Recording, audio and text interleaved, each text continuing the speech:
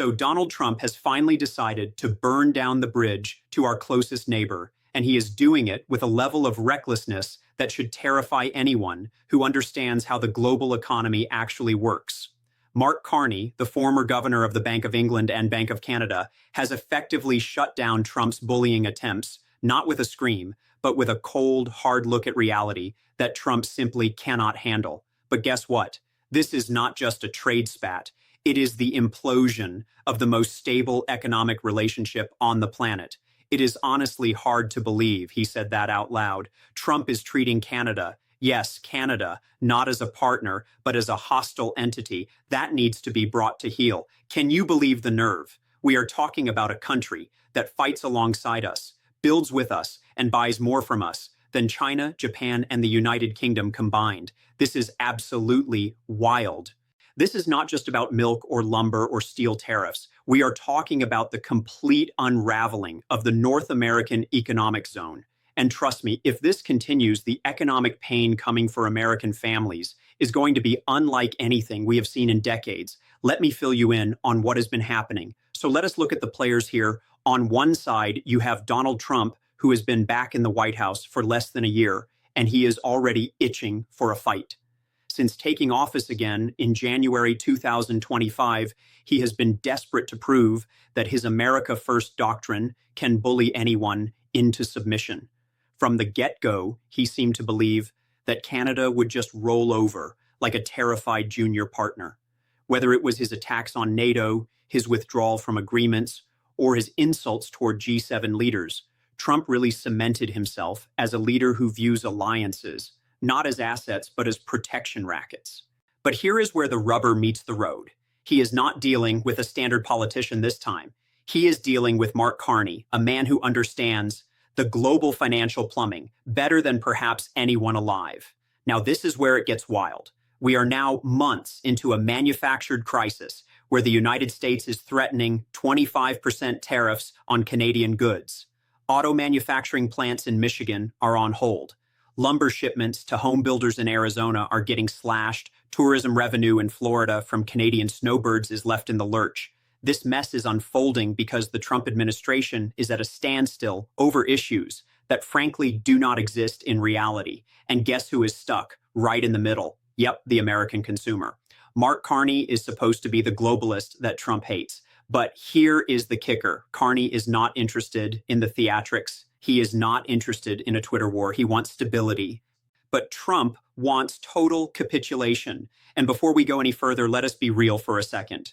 We all know trade deals are complex. We all know there are genuine grievances about dairy quotas or lumber subsidies that go back decades. But what is happening now is not a negotiation. It is a shakedown.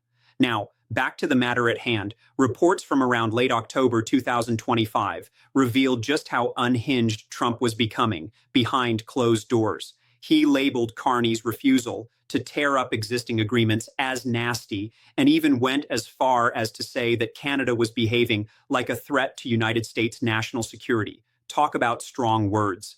Essentially, Trump was calling our closest ally a national security threat. The same designation we give to North Korea, Iran, just for not sticking to his exact wishes on a trade renegotiation that was not even scheduled to happen yet. And this was not a private conversation. Trump made sure to air his grievances publicly, making it clear that he was not happy with the lack of submission from Ottawa. He went on Truth Social, he went on cable news, and he blasted the Canadian leadership for taking advantage of the United States. This announcement sent shockwaves through the American business community because it raised all sorts of questions. If Donald Trump, the self-proclaimed tariff man, could turn against Canada, a country whose economy is practically fused with ours, what did that mean for everyone else scrambling to maintain their position in the global market? Now, this is not the first time we have seen this. Donald Trump's loyalty really only extends to himself. Whenever someone stops being useful or does something he does not like, he is quick to turn on them. We have spotted this pattern time and time again. Just think about how he turned on Jeff Sessions right after Sessions recused himself from the Russia investigation. Sessions was the first senator to endorse Trump a loyal foot soldier who gave him legitimacy when no one else would. But the moment Sessions followed the law instead of Trump's personal whims, he was belittled, humiliated, and eventually fired. Then there was William Barr. Barr went to extraordinary lengths to protect Trump, spinning the Mueller report and intervening in cases for Trump's allies. But Trump was not pleased when Barr refused to seize voting machines or declare the 2020 election stolen. He instantly went from my attorney general to a Reno and a swamp creature. And let us not forget how he distanced himself from Mike Pence when Pence refused to violate the Constitution on January 6th. Pence served him loyally for 4 years, standing by him through every scandal, every impeachment, every outrage. But the second Pence chose the Constitution over Trump's ego. Trump sent a mob after him. Even Kevin McCarthy faced a similar fate when he tried to balance the chaos of the House caucus with the reality of governance. McCarthy debased himself repeatedly to please Trump, flying to Mar-a-Lago to kiss the ring after the insurrection. But it was never enough when McCarthy needed to pass a budget to keep the government open. Trump let him twist in the wind. Now it looks like Canada is in the hot seat. This pattern is becoming all too familiar. You can show all the loyalty in the world and defend Trump every single day. But the moment you step out of line or cease to be useful, he will toss you aside without a second thought. Trump does not want allies. He wants accomplices. And when a country like Canada refuses to be an accomplice to his economic delusions, they become the enemy. So what did Mark Carney do to tick off Donald Trump? Well, it all boils down to a refusal to play the game on Trump's terms. The impasse happened because Trump's team wanted unilateral concessions on USMCA enforcement, effectively demanding the right to reimpose tariffs whenever they felt like it, while the Canadians were trying to maintain the rules-based order that businesses rely on. Ultimately, the breakdown just happened since no one was willing to budge on the basic concept that a contract is a contract. As a central banker and economist, Carney decided to take a boring stance. He focused on the data, he focused on the integrated supply chains, and refused to engage in the insults. His approach seemed to be just what the doctor ordered: calm, rational, fact-based. At first, Trump seemed to be okay with this. He appreciates killers in business and the notion of high-stakes negotiation. But as the trade talks dragged into November, some issues started cropping up. Auto parts prices were spiking.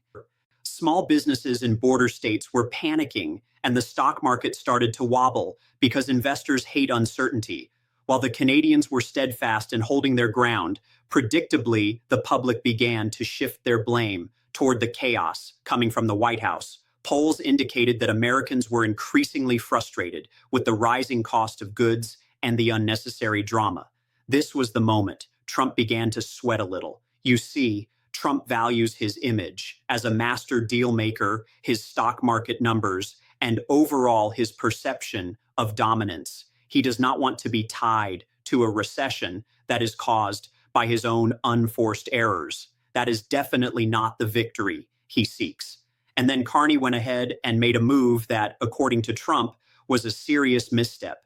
Carney started looking for ways to diversify Canada's trade, opening discussions with other Pacific nations, and even signaling a willingness to look at Europe more closely.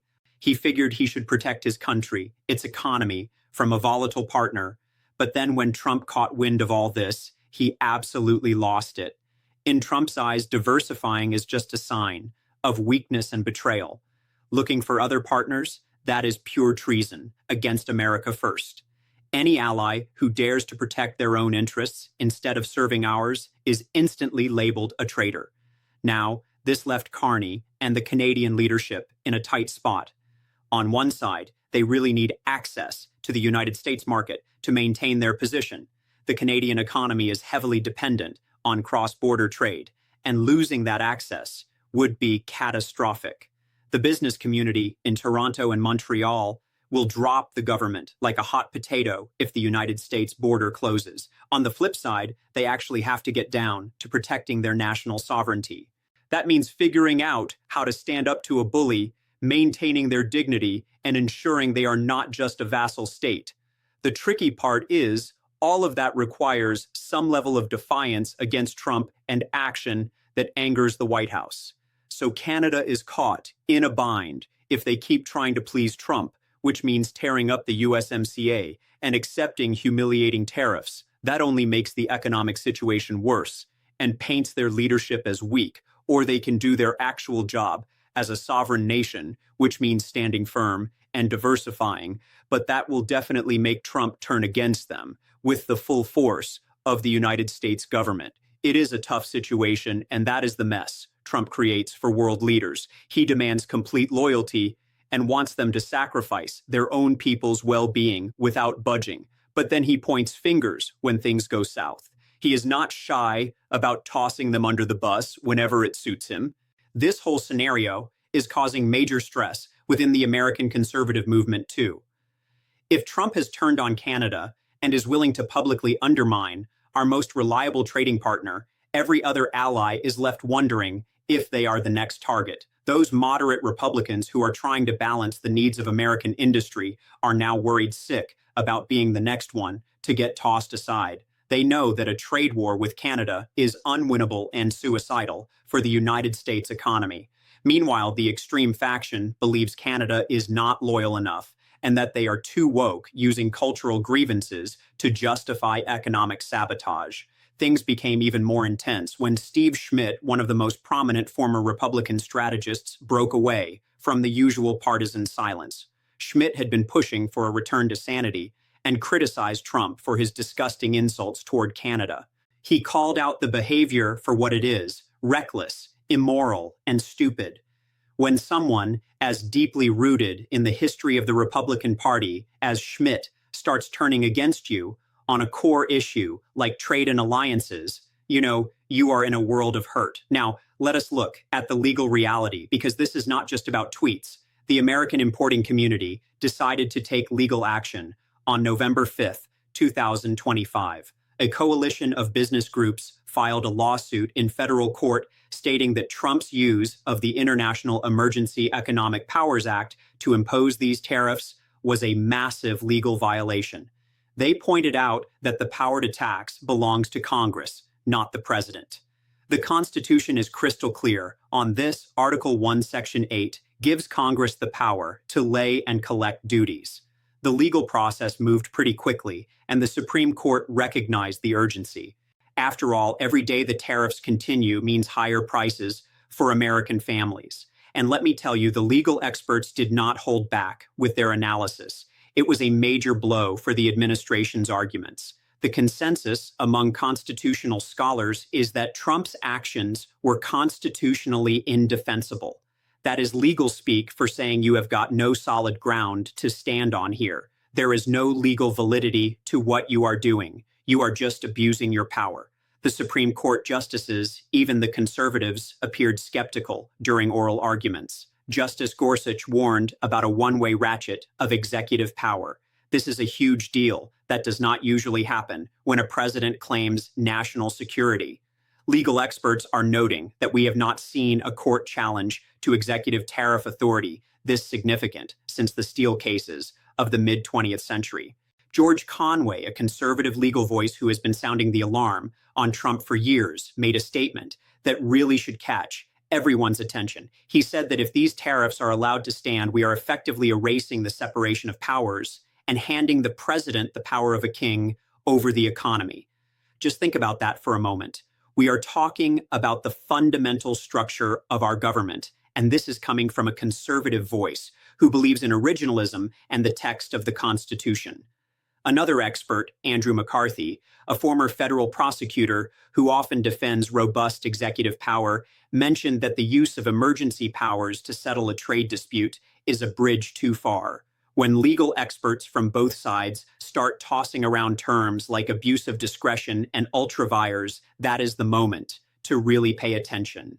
So let us break down what this showdown could mean, because it is not just a captivating political story. It has serious consequences for how our economy operates. First up is the immediate political fallout. Trump is already facing significant backlash due to the rising cost of living, and his approval ratings are taking a hit in key swing states like Michigan and Wisconsin. farmers and manufacturers are getting anxious about the upcoming midterm cycle, which is definitely adding to the tension. They remember the pain of the 2018 trade wars, and they do not want to repeat.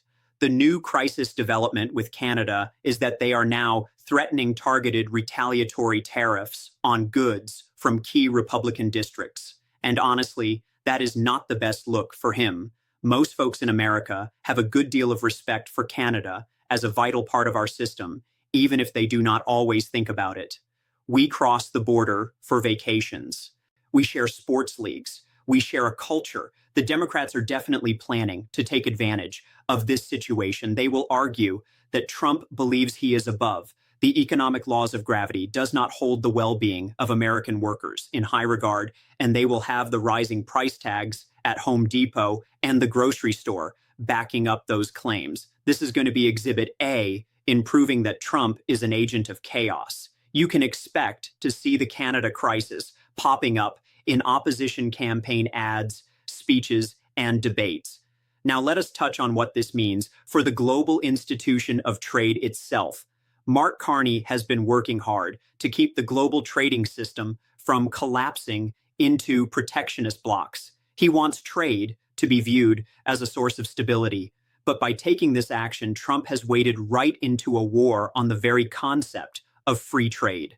Carney and his supporters are now poised to move on without the United States, implying that the United States is no longer a reliable partner, which complicates things for America's image as the leader of the free world. Yet Carney probably felt he had no other choice. If he stayed silent while the violation continued, Canada's credibility would take an even bigger hit. This situation shines a massive spotlight on the core principle at stake.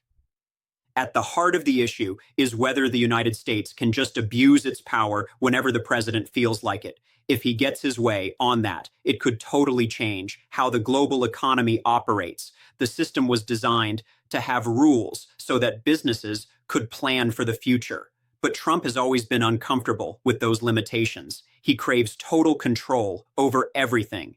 If the violation is allowed, that is a significant boost to excessive executive power, and it opens the door for future leaders to misuse that power. So the implications of this case reach far beyond just the United States and Canada.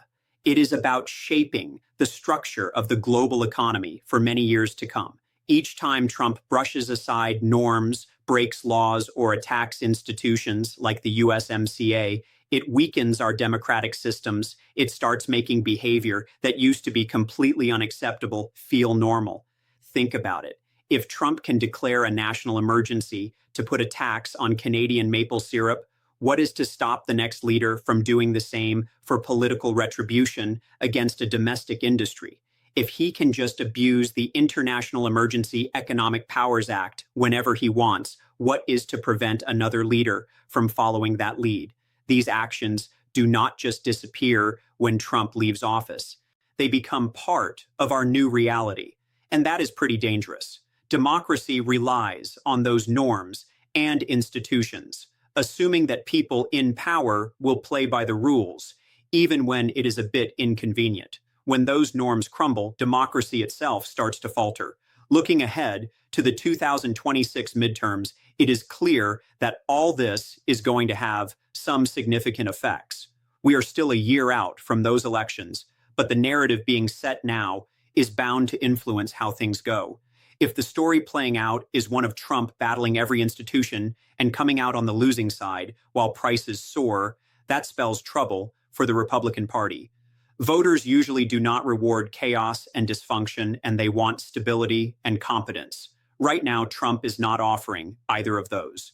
So expect the opposition to champion a message focused on a return to normality after years of chaos under Trump. There are folks who believe that if you vote for a check on his power, the economy will actually start working again. They are promising no more constant constitutional crises or squabbles with our friendly neighbors, just good old normal governance. That message might just hit home for a lot of voters, including some members of Trump's own party. So here is the deal. Donald Trump has pushed our closest ally to the brink, and for the first time, he is meeting resistance. He cannot bully his way through. This is not just about trade deficits. It is about whether we want to live in a world governed by the rule of law or the whims of one man. If the Supreme Court allows this to stand, then we are basically saying the Constitution does not matter anymore when it comes to the president's economic power. That would mean we are stepping into a completely new realm where the president is an economic dictator. It is about so much more than just lumber prices. It is about whether we genuinely have a system that works properly or we are just stuck with whoever can abuse power the most effectively. So keep an eye on this. Things are just heating up. The next few weeks are going to be crucial as the legal challenges win their way through the courts and the economic data comes in. The stakes have never been higher, the evidence stronger, and the outcome more unpredictable. In today's digital world, cryptocurrency is no longer just a trend. For many people, it has become a real business opportunity that can be started with basic knowledge and an internet connection. The first step in treating crypto as a business is education. Understanding simple concepts like Bitcoin, Ethereum, wallets, exchanges, and how the market works is essential before putting in any money. Some people use trading to earn short-term profits, while others focus on long-term holding. And there are also options like staking and passive income where crypto can grow over time without constant buying and selling. What makes crypto attractive is flexibility. You can work from anywhere, control your own schedule, and start with a small amount if you are careful. However, crypto is not gambling. Successful people treat it seriously. They do proper research, manage risk wisely, and never invest money they cannot afford to lose. The market goes up and down, so patience and discipline matter more than chasing quick profits.